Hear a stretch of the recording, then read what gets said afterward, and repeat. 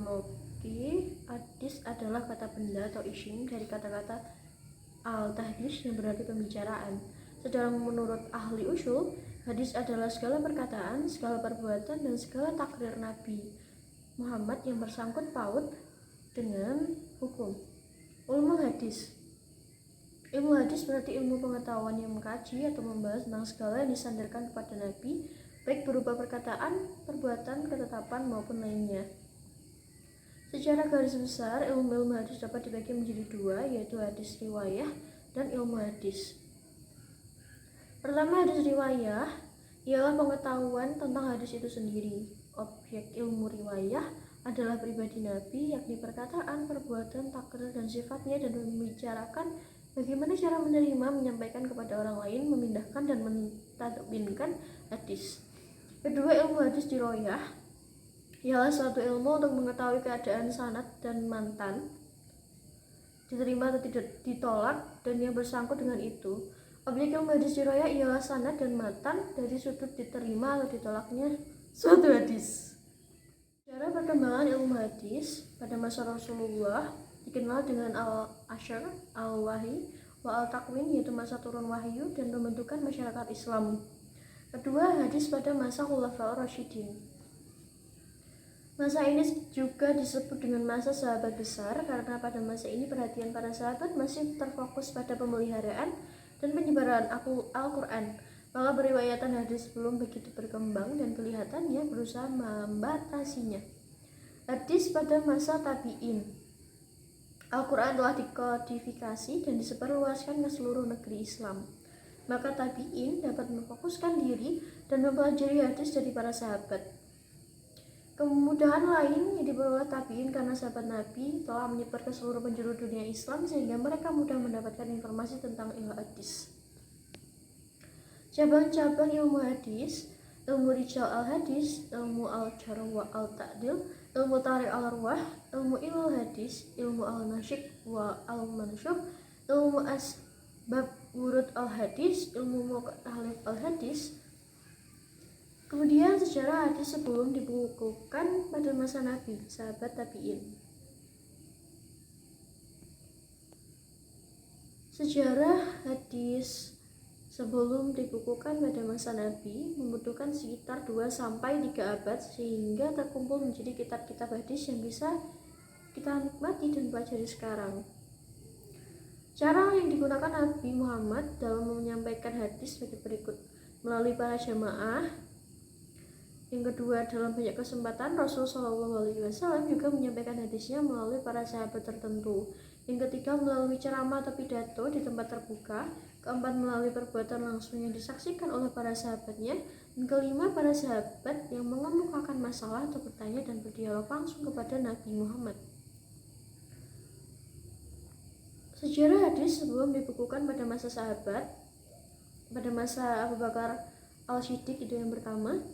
Abu Bakar sangat berhati-hati dalam meriwayatkan hadis, maka dapat dimaklumi bila jumlah hadis yang diriwayatkan relatif tidak banyak.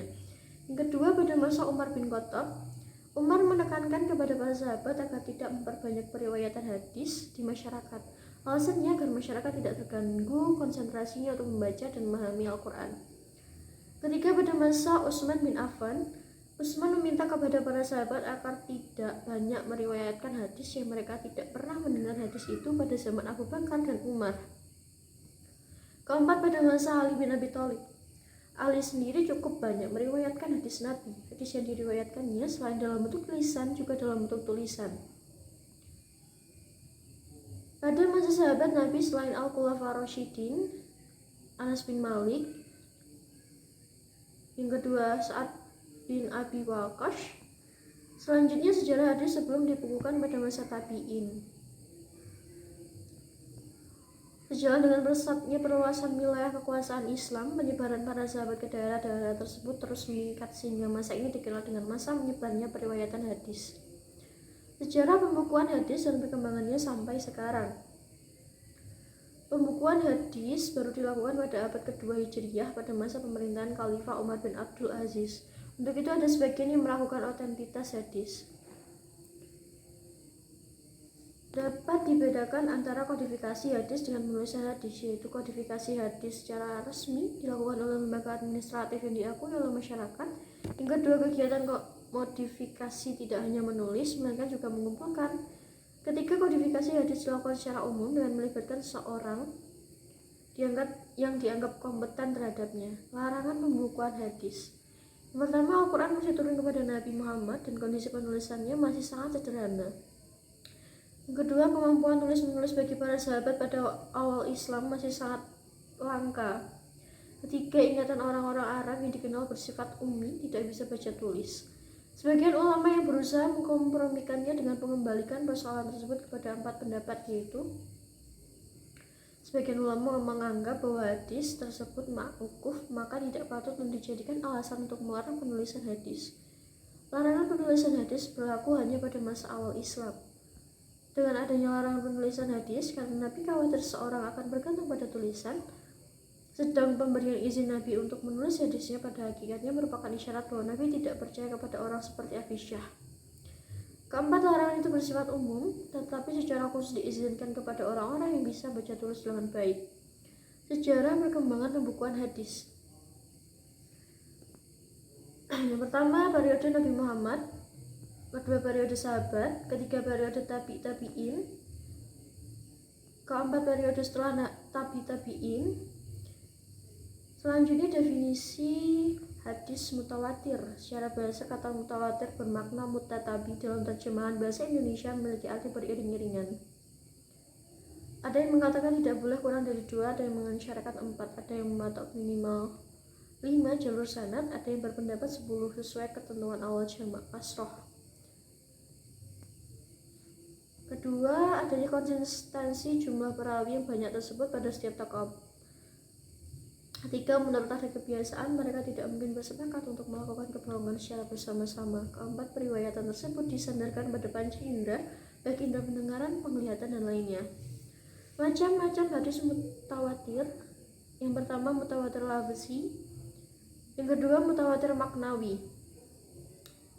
Definisi hadis ahad. Secara bahasa, ahad artinya satu. Hadis ahad berarti hadis yang diriwayatkan oleh satu orang. Para ulama memetakan hadis ahad berdasarkan kuantitas sanadnya menjadi 3 bagian, yaitu hadis masyhur, yang kedua hadis aziz, dan yang ketiga hadis gharib.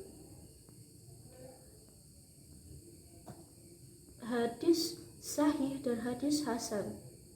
Pengertian hadis sahih adalah hadis yang disandarkan kepada Nabi Muhammad, yang sanadnya bersambung, diriwayatkan oleh perawi yang adil dan dhabit hingga sampai akhir sanad tidak ada kejanggalan dan tidak berikat.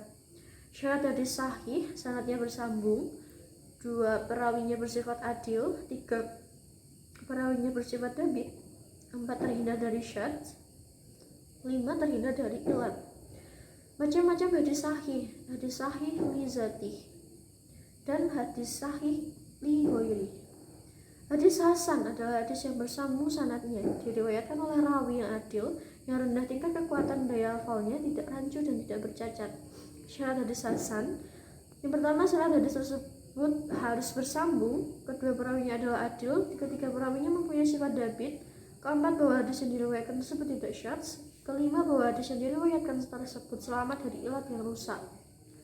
Macam-macam hadis hasan. Yang pertama, hasan li zatih. Yang kedua, hasan li ghairi. Perbedaan hadis sahih dan hadis hasan. Suatu hadis masuk dalam jajaran hadis sahih bila sanadnya bersambung, rawinya bersifat adil dan mudhabit, serta hadis tersebut tidak syadz dan tidak mengandung ilat. Sedangkan hadis hasan sama halnya dengan persyaratan hadis sahih, bedanya hanya terletak pada segi dhabit tidaknya rawi yang ada dalam rentetan sanad. Hadis do'if. Definisi tentang hadis do'if menurut bahasa adalah lemah. Maksudnya adalah hadis yang lemah. Sedangkan menurut istilah, hadis do'if adalah hadis yang di dalamnya tidak didapati syarat hadis sahih dan tidak pula didapati syarat hadis hasan. Macam-macam hadis do'if. Yang pertama hadis mursal, kedua hadis al-munqati, yang ketiga hadis mu'dal, yang keempat hadis mudallas, yang selanjutnya tingkatan hadis do'if. Yang pertama do'if lemah, kedua do'if jiddan lemah sekali, ketiga al-wahi, keempat mungkar, kelima ma'udu adalah hadis do'if yang paling buruk.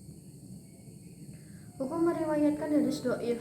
Menurut para ahli hadis dan yang lainnya, boleh meriwayatkan hadis-hadis do'if dengan mempermudah sanad-sanadnya tanpa ada penjelasan kedo'ifannya, kecuali hadis-hadis ma'udu. Itu pun dengan dua syarat. Yang pertama, tidak terkait dengan perkara akidah seperti sifat-sifat Allah. Yang kedua, tidak dalam posisi menjelaskan hukum-hukum syara yang terkait dengan masalah halal dan haram. Ketiga, pada saat mengamalkannya tidak diyakini kepastiannya dari Rasulullah. Yang terakhir adalah kriteria hadis do'if. Kriteria hadis do'if yaitu hadis yang kehilangan salah satu syaratnya sebagai hadis sahih dan hasan. Dengan demikian, hadis do'if itu bukan tidak memenuhi syarat-syarat hadis sahih, juga tidak memenuhi persyaratan hadis-hadis hasan. Pada hadis do'if terdapat hal-hal yang menyebabkan lebih besarnya dengan dugaan untuk menetapkan hadis tersebut bukan berasal dari Rasulullah.